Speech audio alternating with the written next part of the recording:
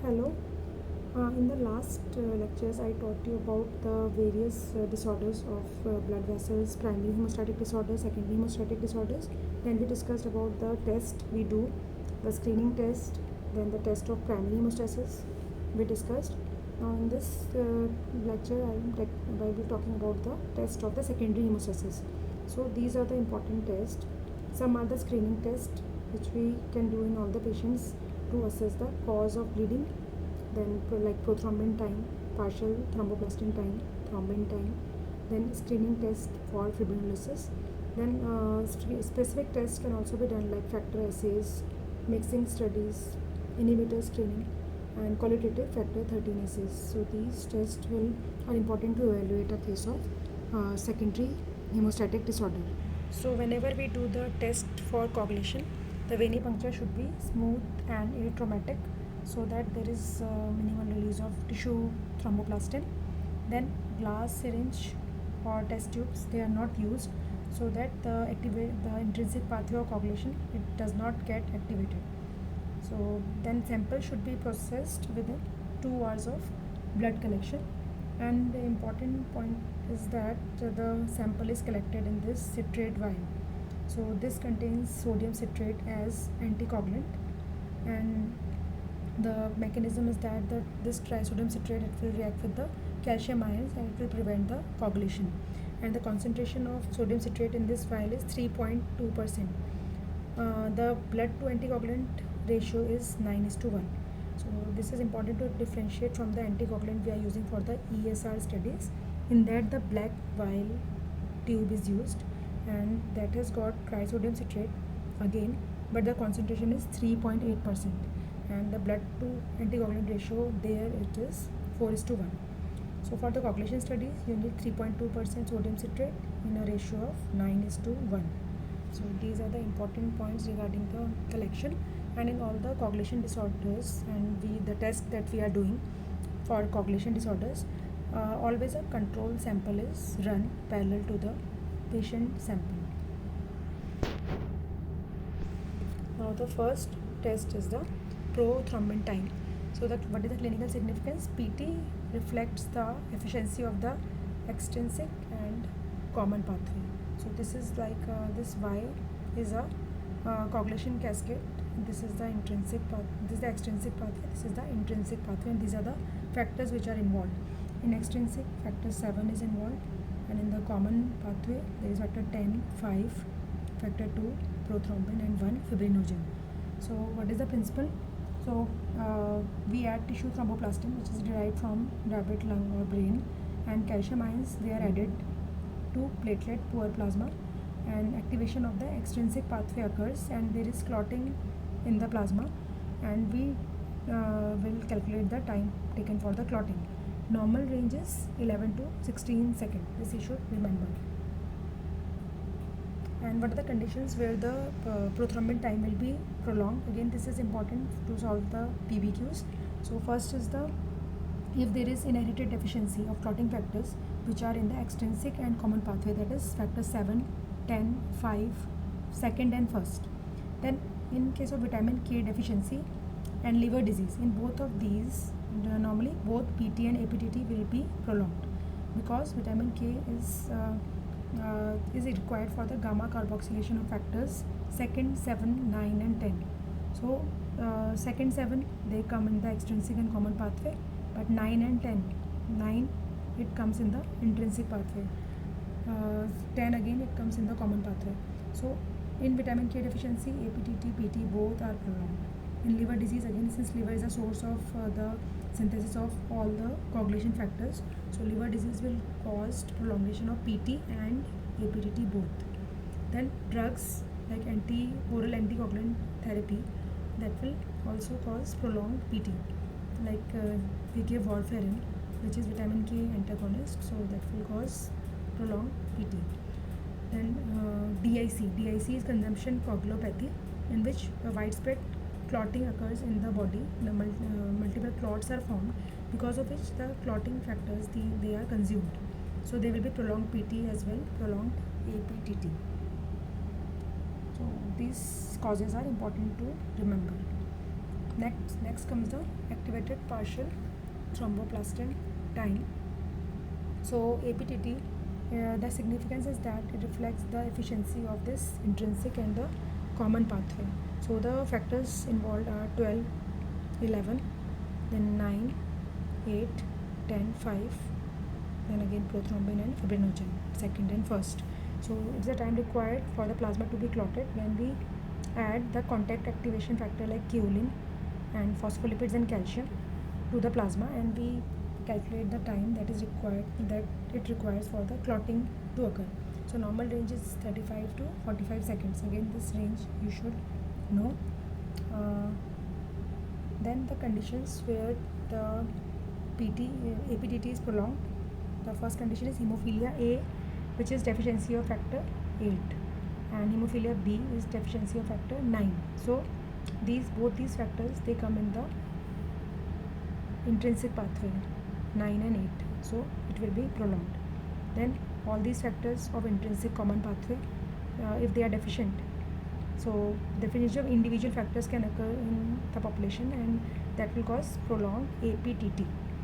Next, if the circulating inhibitors are present, if there is antibodies to factor 8, if lupus anticoagulant it is present, then in that case again the APTT will be prolonged.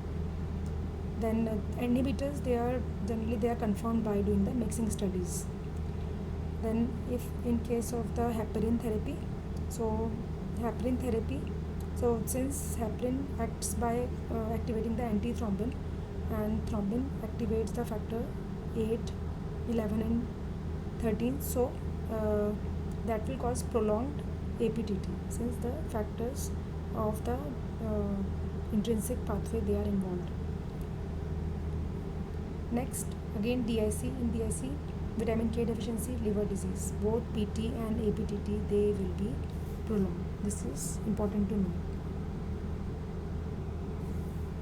One more thing that is important with vitamin K deficiency, it is that if we are suspecting vitamin K deficiency, PT and APTT both will be prolonged, and after giving vitamin K injection, that is therapy for this deficiency, they will return to the normal value.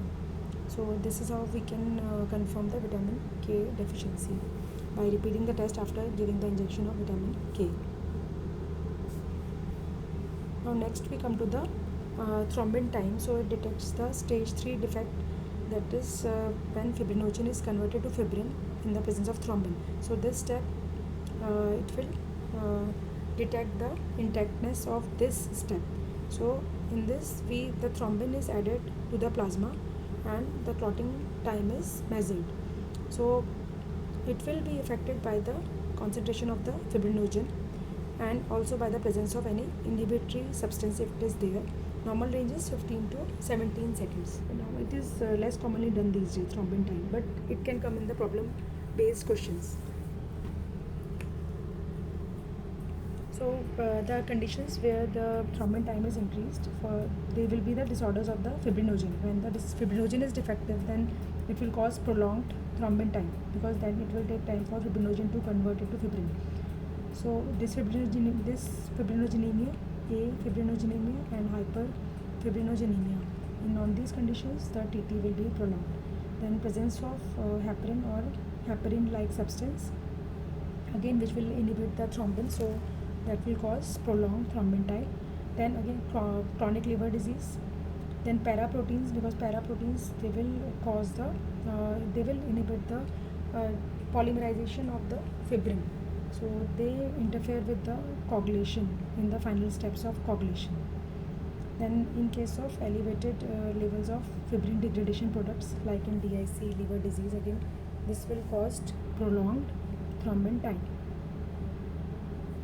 Now next is the factor 13 qualitative assay. So factor 13 is this is a specific test which is done when we suspect the factor 13 deficiency. So what we do in this factor 13, but you should know the role of factor 13. Factor 13 is important to convert the soluble fibrin to the insoluble fibrin, and factor 13 is activated by the thrombin, and this converts this, it cross links the fibrin and it converts it into insoluble fibrin. This is soluble fibrin, this is insoluble clot or insoluble fibrin, and factor 13 causes the stabilization of this clot.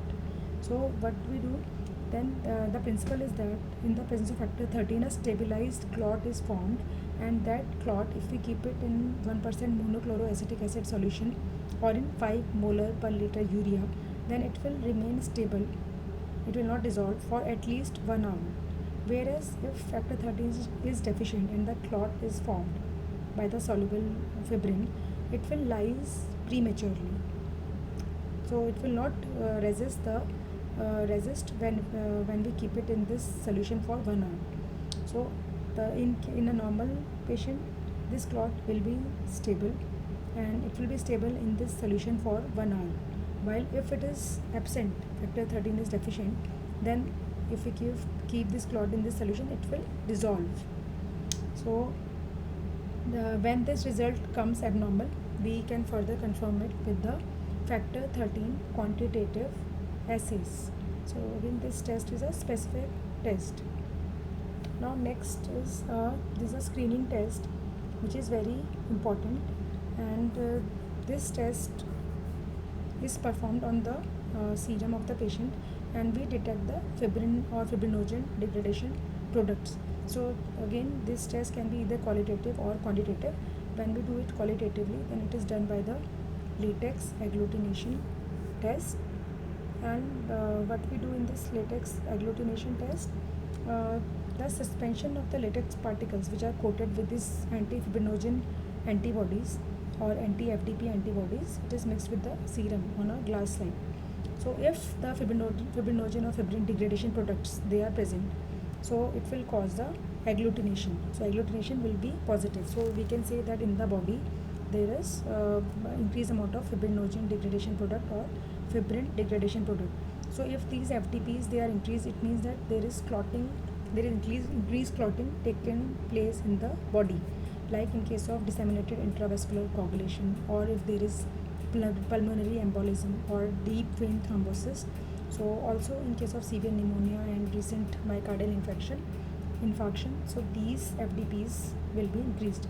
But this is a broad spectrum test. It is assessing all the FDPs which are present in the body. But in certain conditions like disseminated intravascular coagulation, we need to detect the D dimers. So they are more specific for conditions like DIC, DVT. So what is the difference between the fibrin degradation products and D dimers? So D dimer is also is a type of fibrin degradation product, but it is formed when the stable fibrin clot is lysed. So the fibrin degradation products are all, and D dimer is the fibrin degradation product which is formed when the cross-linked fibrin is broken down. So this is known as D dimer. So it is a D dimer test. Again, this can be performed qualitatively as well as quantitatively. So it is very specifically used for the diagnosis of disseminated intravascular coagulation and DVT. Very important for diagnosis of these conditions, and in pulmonary embolism, in all these conditions they will be raised. Nowadays in COVID-19, it is very important marker for the monitoring of this disease. So why it is used in COVID-19? Because COVID-19 is a systemic inflammatory thromboembolic disorder, and there is coagulation dysfunction which is seen in COVID-19. So there is widespread thrombi formation which can be seen in COVID-19, and that can cause variety of complication in the patient. So D dimer levels, if they are increased, they correlate with the severity of the disease, and they also correlate with the risk of complications that can occur in that patient. So it is important test to monitor the disease progression and can be measured both qualitatively and quantitatively. Less than 0.5 microgram per ml is the negative level, and more than 0.5 microgram per ml, they are clinically significant. So at this point of time, I would like to tell you about some few more specific tests. One important specific test is the mixing study. So if APTT or PT is prolonged, Then what we do, we mix the plasma of the patient with the plasma of a normal subject, and then we again do the testing. If after repeat testing the APTT is corrected, it gives a normal value, then it means that the prolonged APTT was because of deficient factors. But again, if it remains prolonged, then it means that there are presence of certain inhibitors in the plasma of the patient. So they can be inhibitors like antibody to factor 8 or anticoagulant, lupus anticoagulant. They can be present in the patient. So that is the use of the mixing study. Sometimes it is asked in the problem based questions. And the other specific test can be like thromboplastin generation test, and other specific tests can be like individual assays of the various factors that can be done. Then quantitative estimation of fibrinogen, again that can be done. It is important in the diagnosis of fibrinogenemia, and also DIC where it will be decreased. So, and coagulation factor bioassays, they are also done as a specific test to diagnose various coagulation disorders. So these were the various important tests for coagulation that are usually done. And in the next after this lecture, I will be taking the important disorders of coagulation as well as the platelets. So in those diseases, we will again discuss the various tests which are done and the reason for which they are coming defective. Thank you very much.